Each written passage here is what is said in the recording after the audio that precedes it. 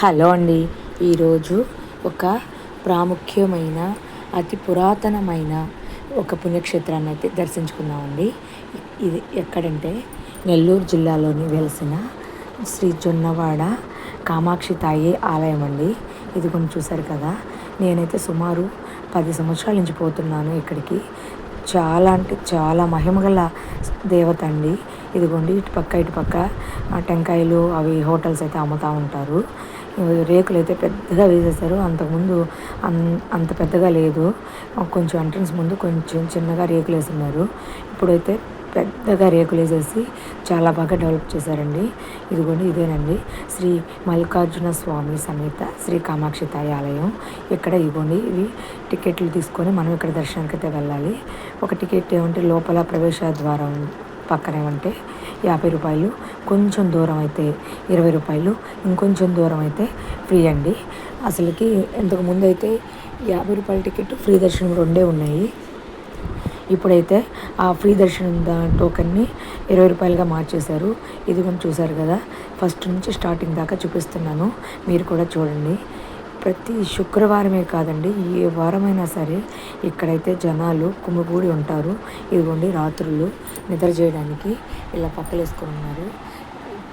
గుడి చుట్టూ ఎంత ఉంటే అంత ప్లేస్ కూడా చాలదండి శుక్రవారం అయితేను. ఇది గుడి వెనకాల చూపిస్తున్నాను చూడండి. ఇది పక్కన ఈశ్వరుడు ఉన్నారు కదా, అది కళాక్షేత్రం. అంటే నృత్య కళలు అవి చేస్తుంటారు కదా, వాళ్ళ కోసం అండి కొత్తగా కట్టారు. ఇది గుడి వెనకాల భాగము. గుడి ఎంత ఉందో అంత చాలా బాగుంటుంది. మెయింటెనెన్స్ కూడా బాగానే ఉంటుంది. కాకపోతే కొంచెం రికమెండేషన్ అయింది. ఇప్పుడు రికమెండేషన్ క్యాండిడేట్స్ ఏమంటే లోపలికి పంపిస్తారు.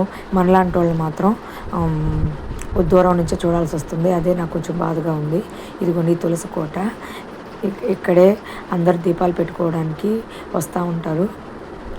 అంతకుముందు గుడి ముందు దీపాలు పెట్టుకోవడానికి పెడతా ఉన్నారు, కానీ ఇప్పుడు మాత్రము గుడి పక్కన షిఫ్ట్ చేసేసారు. ఇదిగోండి ఈ స్టీల్ పందిరిలా కనిపిస్తున్నాయి కదా, ఇవేనండి ఇక్కడ దీపాలు పెట్టుకోవాలంట.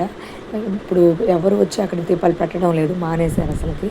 ఆ ధ్వజస్తంభం దగ్గరే టెంకాయ కొట్టుకొని అక్కడే పూలు కడ్డీలు వెలిగించుకుంటున్నారు.